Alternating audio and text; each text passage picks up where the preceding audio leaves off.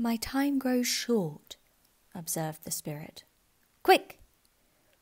This was not addressed to Scrooge or to anyone whom he could see, but it produced an immediate effect.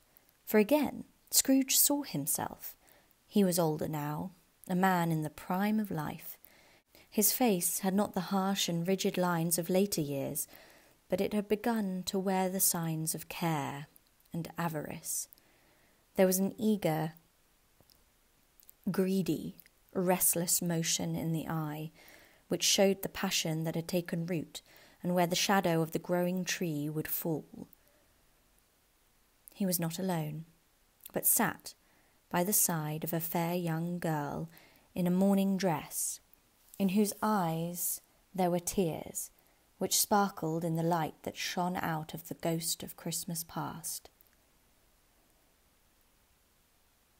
"It matters little," she said softly. "To you, very little. Another idol has displaced me, and if it can cheer and comfort you in time to come, as I would have tried to do, I have no just cause to grieve." "What idol has displaced you?" he rejoined. "A golden one." "This is the even-handed dealing of the world," he said. "There is nothing on which it is so hard as poverty, and there is nothing it professes to condemn with such severity as the pursuit of wealth." "You fear the world too much," she answered gently.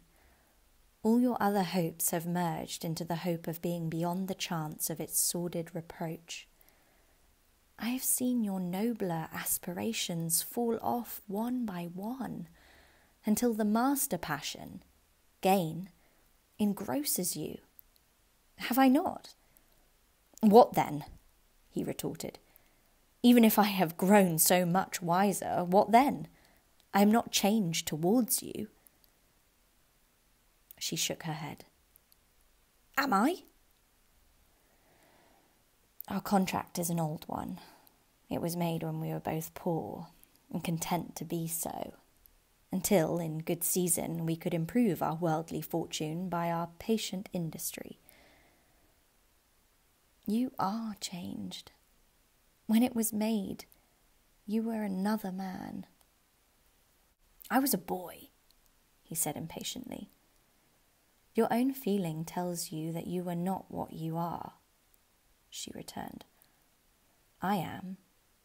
That which promised happiness when we were one in heart is fraught with misery now that we are two.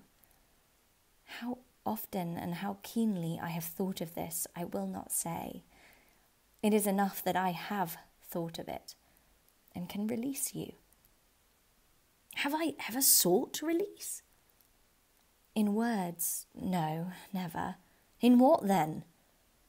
"In a changed nature, in an altered spirit, in another atmosphere of life, another hope as its great end, in everything that made my love of any worth or value in your sight. If this had never been between us," said the girl, looking mildly but with steadiness upon him, "tell me, would you seek me out and try to win me now?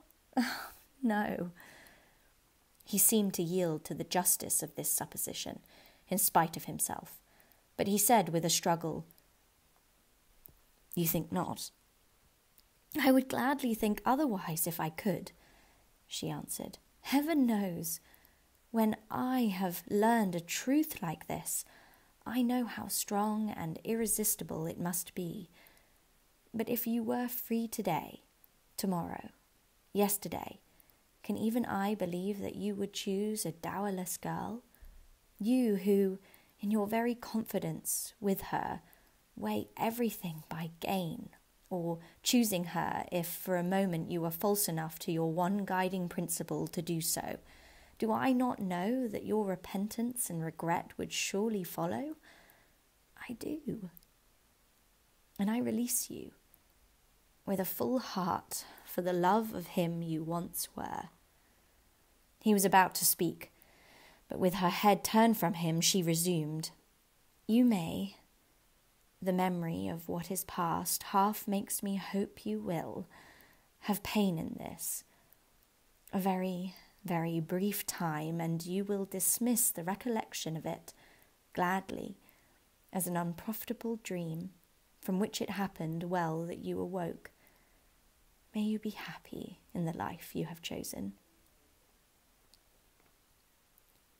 She left him, and they parted.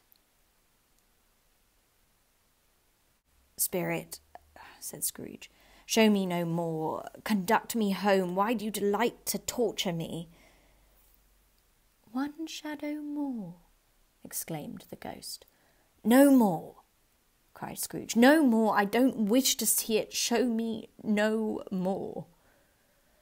But the relentless ghost pinioned him in both his arms and forced him to observe what happened next.